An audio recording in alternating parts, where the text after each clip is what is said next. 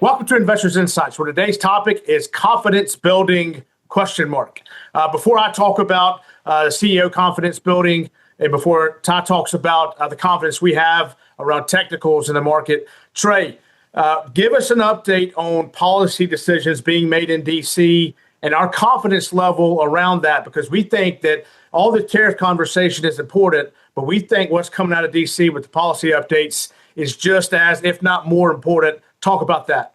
Yeah, thanks, Bobby. So Ty's talked on this topic several times over the last few months, and it's constantly moving target. We made a big hurdle over the weekend. On Sunday, the Budget Committee passed the framework of the tax legislation. There were 4 Republican holdouts that had voted against it initially. They voted present. They still haven't voted for it, but they voted present, so that allowed a majority to push it out to the next level, which will be the House Rules Committee that will meet at 1 a.m. Wednesday. Why would they meet at 1 a.m. Wednesday? There's certain rules around once it passes one committee, it's got to sit for a certain number of hours before it can be taken up by another committee. So that'll be the next stage. It's a very methodical and probably very monotonous process. The goal is, from Speaker Johnson, is to have the House portion of the bill completed by Memorial Day. And if those keeping track of their calendars at home, that is this week. So very much running out of time. I would love to see them not go home on Memorial Day. Love to see people in D.C. working on a weekend. So it wouldn't hurt my feelings at all to see them work through.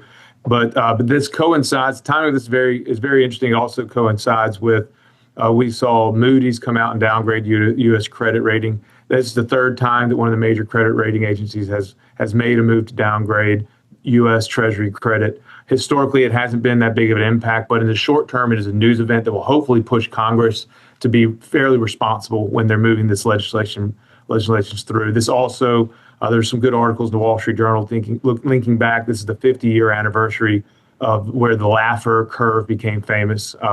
And for those that aren't aware, the Laffer curve is a very rudimentary tax policy that goes back to John Maynard Keynes and hundreds of years. But Laffer, economist Art Laffer, made it famous in a dinner with the then Ford administration, who was pushing a tax bill that would have been many considered a disaster.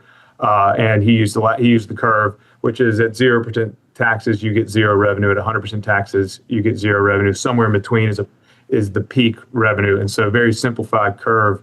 This is the 50th anniversary. So all that kind of talking this big historical moment, because Bobby, you're right. That is extremely important. The tariffs definitely are taking the headline, but the counterweight to the tariffs, the Trump administration definitely has some spinach, but they also have some dessert. The spinach is tariffs. The dessert is supposed to be tax and regulatory reform, and there hasn't been any dessert. And the dessert it has been shown out, hasn't necessarily been positive. So this will be very important time in a short time window that we have here. So again, watching the policy updates very carefully out of D.C. And then, we talk about confidence a lot on our vlog and how it impacts the economy, spending, and the markets. Well, last week, after wrapping up first quarter earnings, we received an update on CEO confidence going into the next 12 months. And as you can see in this chart from May, most business CEOs still see flat to up revenues and higher profits over the next 12 months, which is a good sign considering all the concerns around tariffs. However, the concerning part of this chart is at the top that shows that 71% of CEOs have a concern around higher prices continuing over the next 12 months. So while the report is overall positive in terms of hiring, CapEx spending, profits being higher, it does show that inflation might remain stubborn. We also received a concerning report on housing. And as you can see in this next chart, home builder confidence has hit its lowest level since 2023. We watch housing closely. We talk about the vlog a lot because it is an important indicator of economic health. So we continue to see the impact of higher tariffs, higher inflation, and some uncertainty that consumers are having right now. And so we'll be watching carefully to see if the CEO confidence holds true and that higher profits can be a positive for market growth. So Ty, last week, I brought it up that we're watching a certain technical indicator very closely here. Give us an update on that for this week. Yeah, so we're starting to build confidence, technically speaking, as you see in this chart. As you alluded to, Bobby, you brought up this chart of S&P 20-day highs, and we wanted to see that number above 50%. I believe last week when you spoke, it was in the 45-ish% range.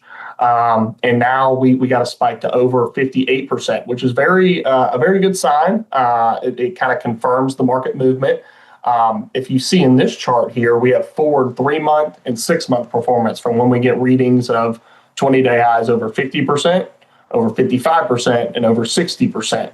And so we would kind of be in that middle gray part right there, where forward 3-month performance is about 5.5% and forward 6-month performance is 10%. So you kind of get some outsized returns typically. Again, just because this happens historically, there has been fake outs. There has been times where it doesn't work. But historically, this is a pretty good signal for market strength, technically speaking.